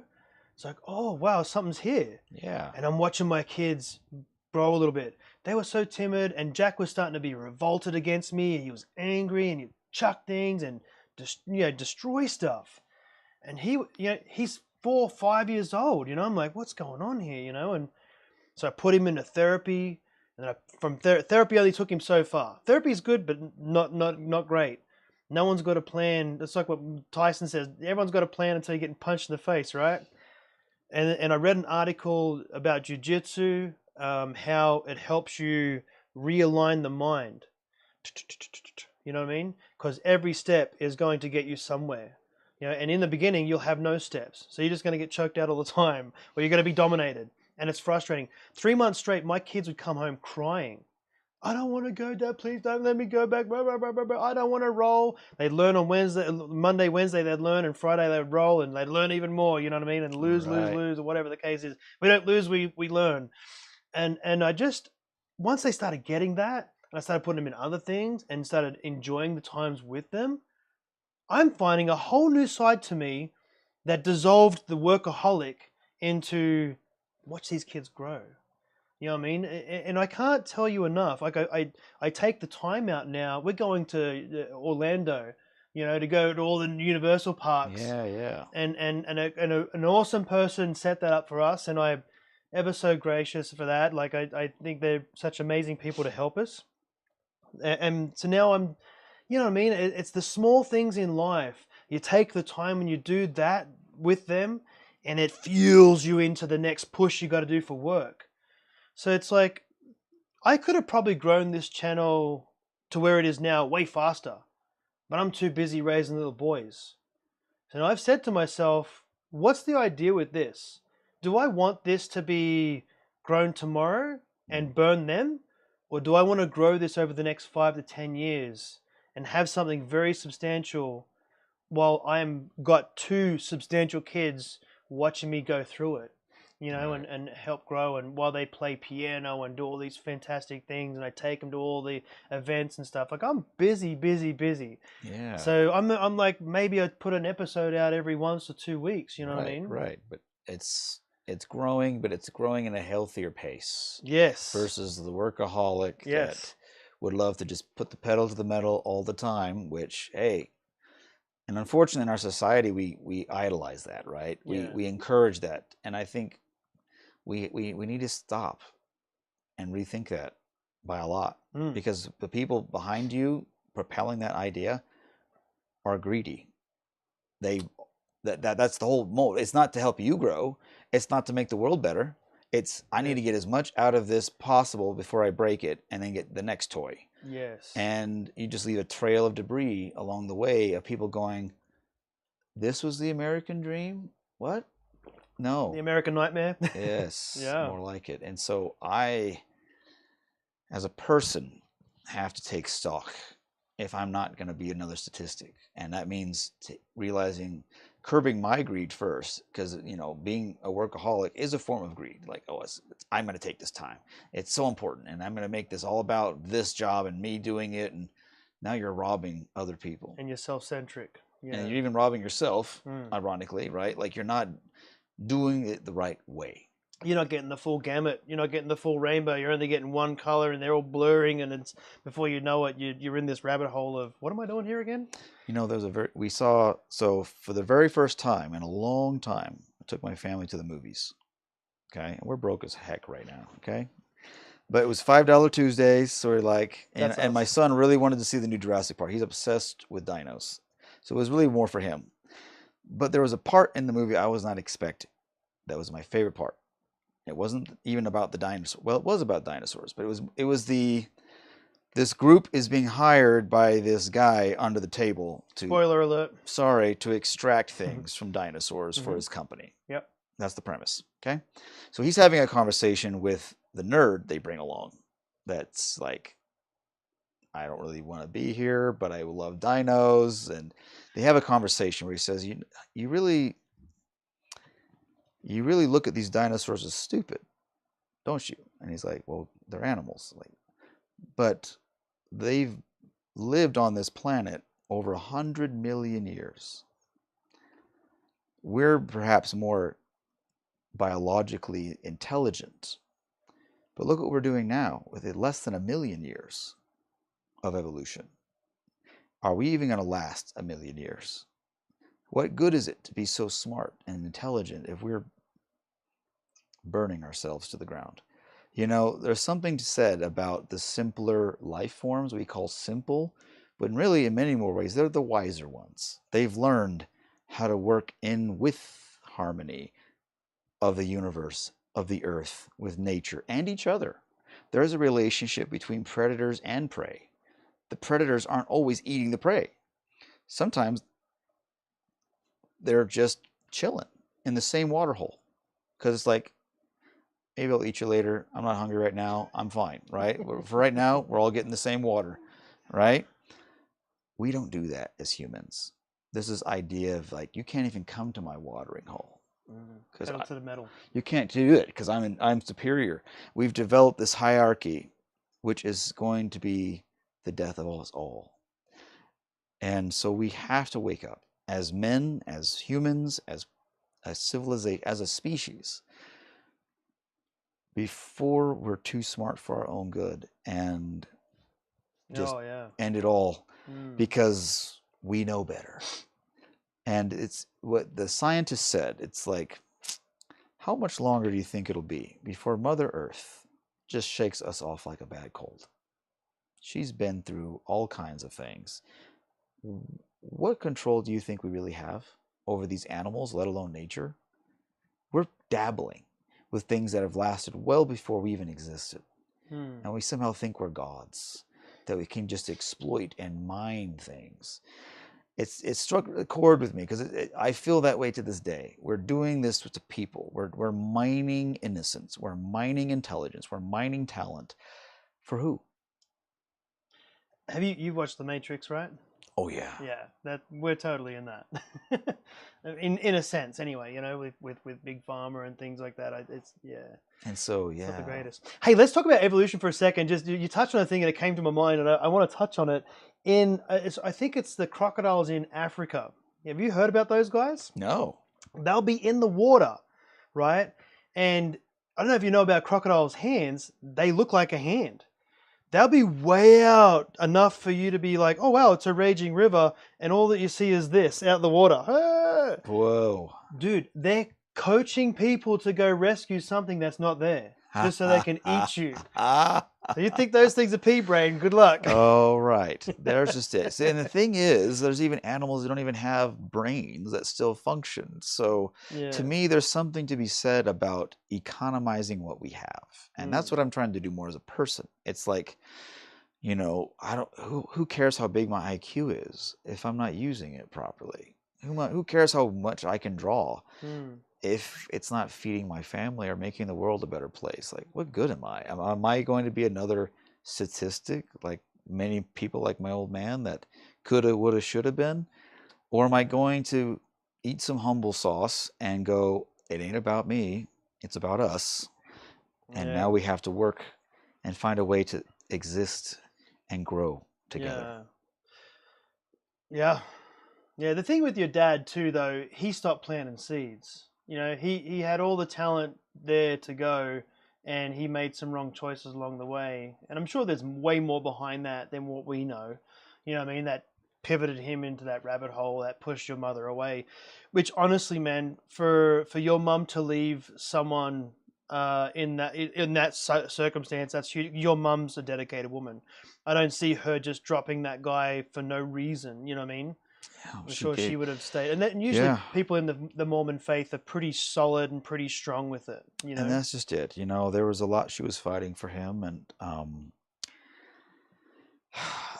you know, in the long scheme of things, who knows where he'll end up, right? I for one, believe the vast majority of us are going to be in a better place. There's in our religion, actually, and people actually study it. You have to work really, really hard for a long time to end up in hell forever.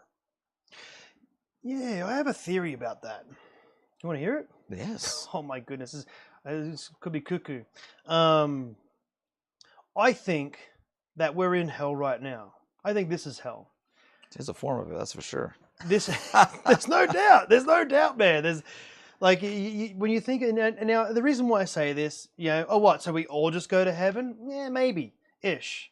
You know, maybe there is, maybe there isn't. I don't know. But if we're going to talk heaven and hell, I would say that this is a rite of passage to see what you do with what you do, Mm. right? You know, I also see God as as a being that looks over, not a he or a her, but a being that looks over us and says, "Oh, there's a fork in the road. What's they gonna do?" What are they gonna do You next? know what I mean? Yeah. Oh, they choose the wrong. How are they gonna get out of it? You know Oh what I my mean? gosh. No, I truly believe there's a sitcom, several sitcoms that are based here that the heaven, whatever beings up there, where are their entertainment? Yeah. Like, what is Rufus gonna Wait. do today? What an idiot. Oh my gosh. Totally. And I like I've met people through my travels, and I'm sure everybody else out there has too, where you're just like, wow, that guy's like a new human. He's never done this before. You know what I mean? Like, how can someone be so not aware? Let's say that. That's a nice way of putting things. You know, you see things like that, and I've met some people that are just on their game. And I feel like we're just regurgitated over and over and over again. You know what I mean? And I think we just come down here and we learn all these lessons, and as we go back up, hey, you didn't learn that too well, get back down. Or, hey, you did good, what do you want to learn next? I don't know, I mean, I could be crazy. I don't really think could. so. You're talking to the wrong guy for that, because honestly, Good. Autumn and I, we talk a lot about different types of things like this because I have my own theories as well, which I won't go too much about. But main thing is that there's so much more to this life experience Yeah. and to us that we don't even understand. We're very linear built. We think our eyes face forward, right? We go along a timeline. We think in numbers and sequences. But in all reality, the more we learn about sciences like quantum science, for example, the less we can count on. So to me, that's exciting. That's one of the reasons why I'm still, well, I believe in the principle of more. And a lot of people are uncomfortable with the beyond because of that. I've learned to accept that the beyond has a lot more good than bad. But you have to accept what comes.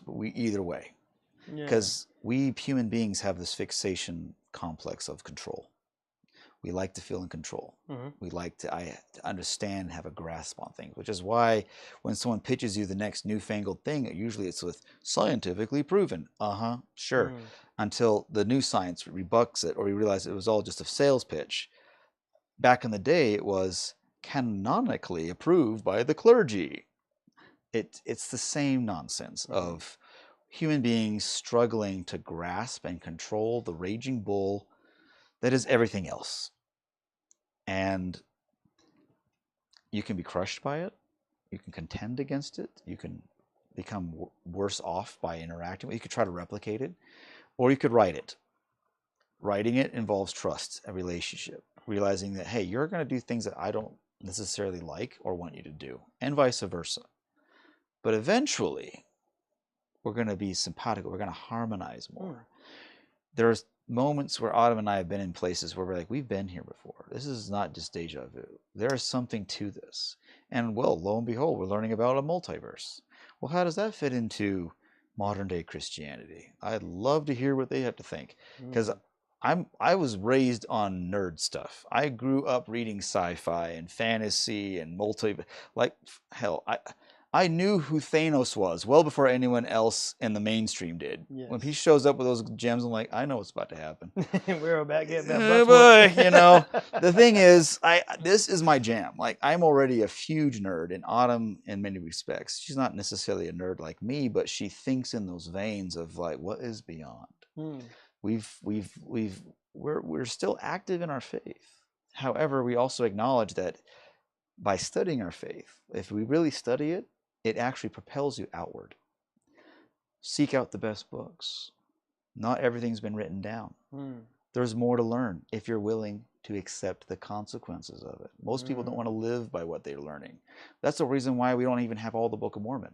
I told this to a Christian one time. He was like, hey, what do you think of this verse? I'm like, it's a great verse, talking about, there's only one God. I'm like, that's great. My tradition's a little differently, because I have a fundamental love of more. I believe there's more to learn about Jesus. There's more to learn about God. There's more to learn about the universe. We don't even have the full Book of Mormon. It's like, wait, what? No, we only have a third of it. You're kidding, right? No, it's like there's a whole section that we know of that got sealed off. Joseph Smith never got to that part, and it's been sealed for a reason. And it's specifically in the Book of Mormon stating, like, it's because y'all aren't ready for it. Yes. Why am I going to give you more? You can't even handle what I gave you. Yes. I'm trying to live that way. It's like, if I really try to live the truths I've been given better, there will be more. It may not be the way I like it. It may not be the way I want it. If I'm greedy, it'll never be enough. Rightly so. But the people I emulate, the people I try to emulate, are those that are in tune with things, that go, as it comes, I accept it. And it comes in its own pace. Now, I can propel that, I can encourage it by living a certain lifestyle, or I could not.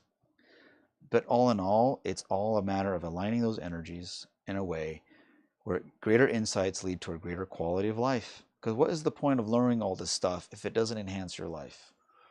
Yeah. Yeah, and okay, so to go to that, right, as a testimony towards that, when you're at the start line, let's say when you're approaching your 20s, you're good at drawing and you had an idea that you're going to be an artist, right? Now, whatever vision that was for you, how much has that changed since then? Like a lot, right?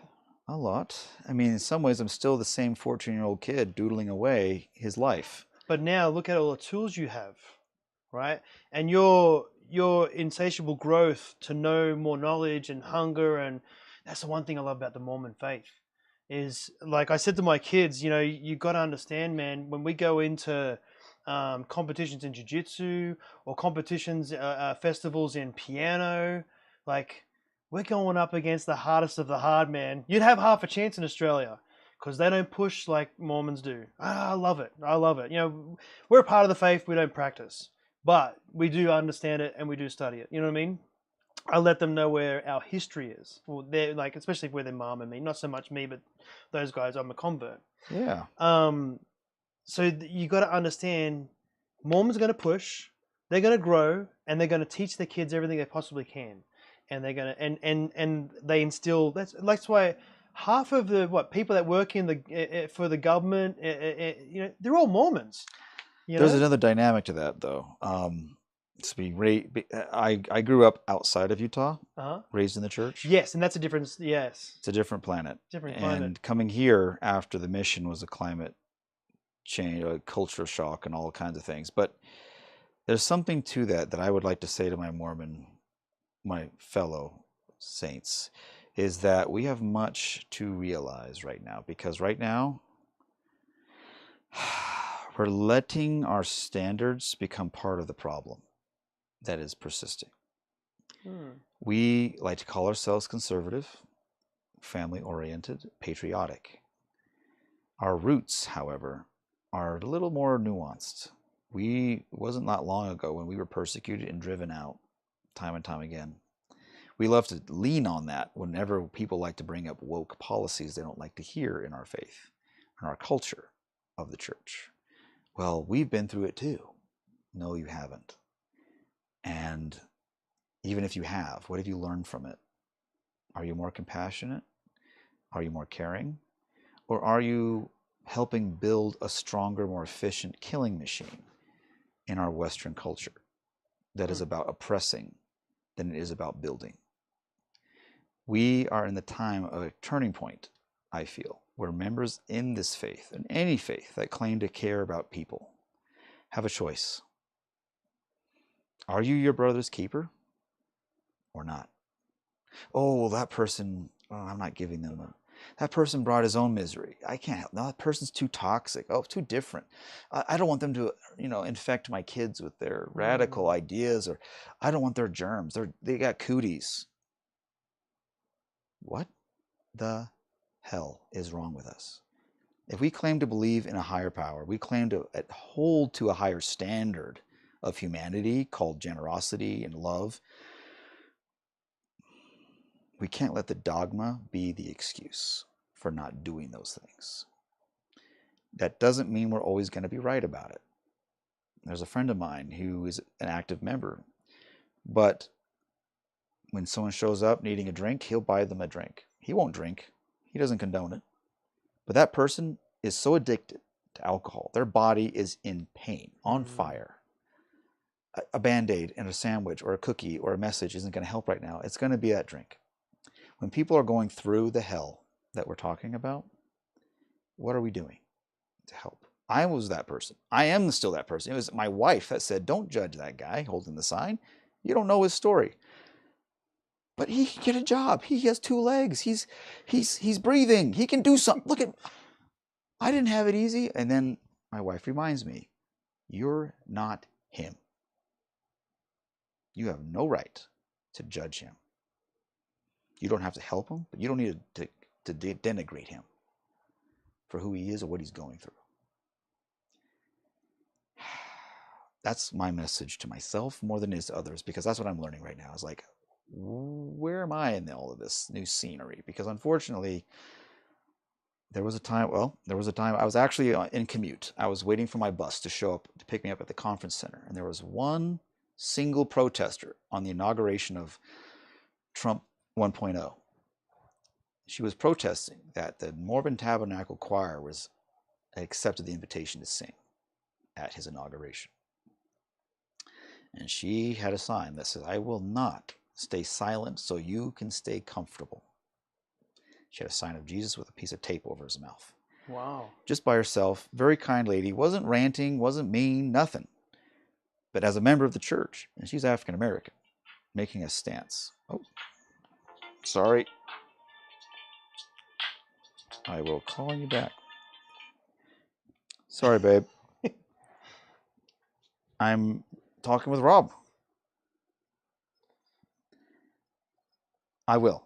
I'll be right. Yeah, we'll wrap it up soon. Yep. Yeah, we're getting to the end of it. Thanks. Sorry, guys. All right. Love you. I will. Okay. Autumn says hi. Oh, thank you. I appreciate that. She's awesome. No, she's good. She's but anyways, that's just I don't mean that because I'm an active, faithful member that's actively trying to, but I'm also not perfect. And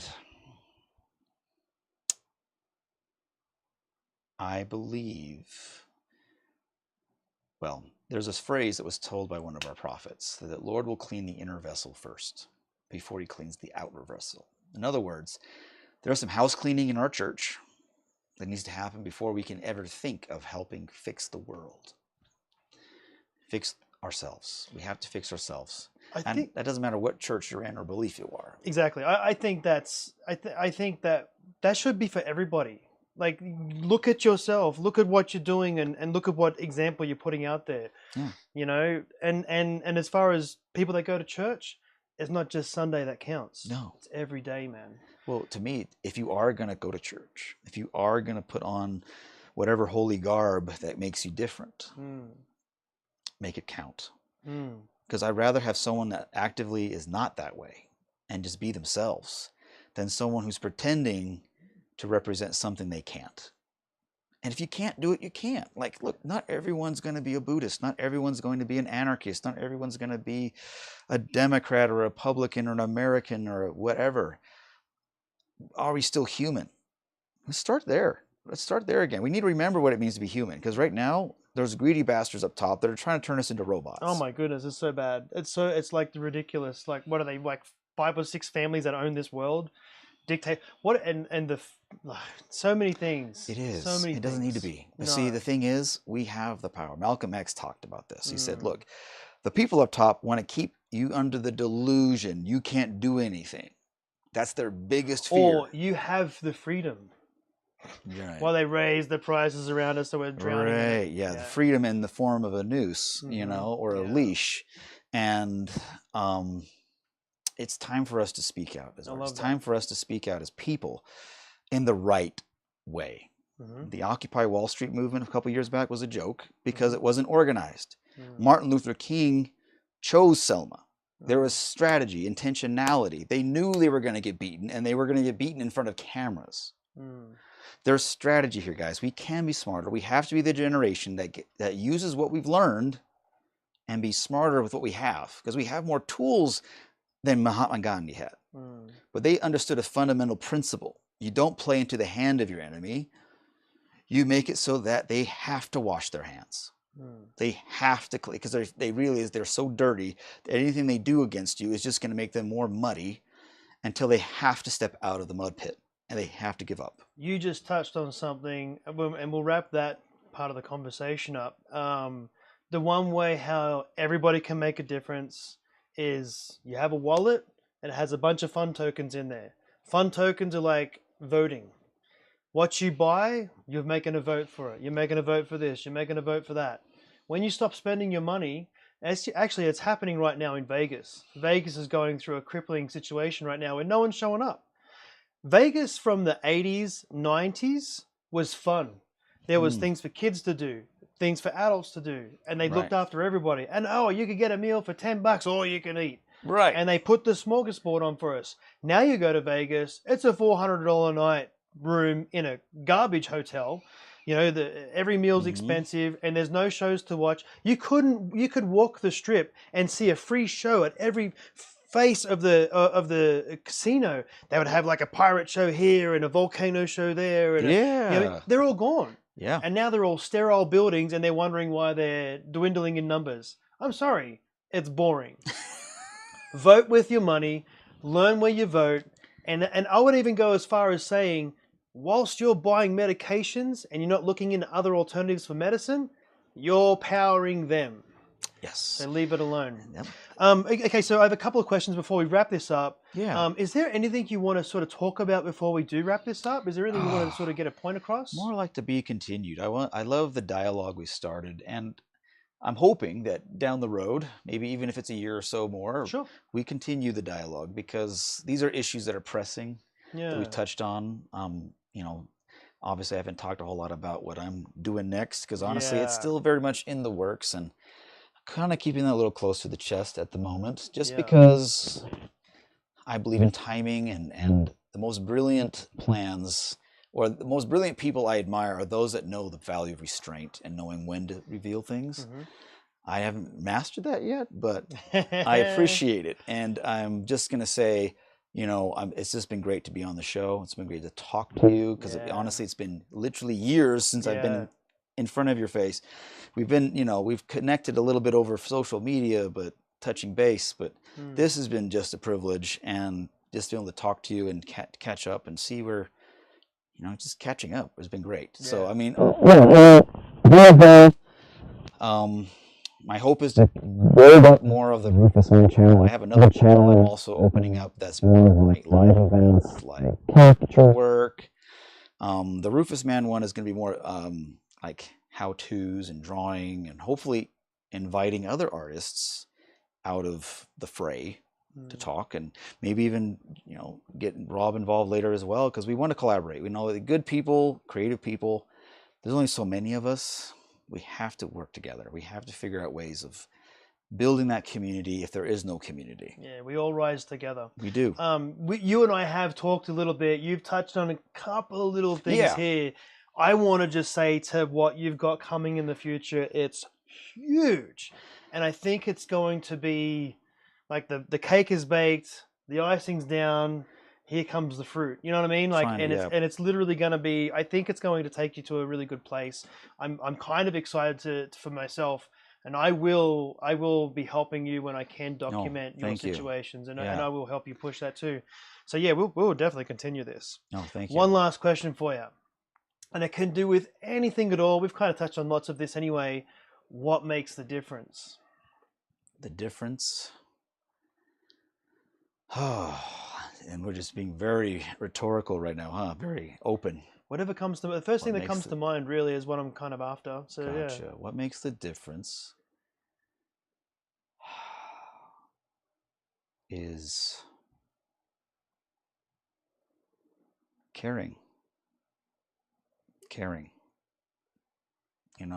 I used to think the difference was a matter of talent or intelligence.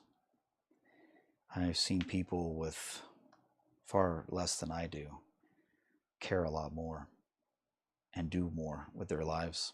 And I see people with way more than I ever will who care very little, if at all, for their fellow living beings. I'm not just talking about humans. We oftentimes forget we live in an ecosystem. We share this planet. We share this experience called life.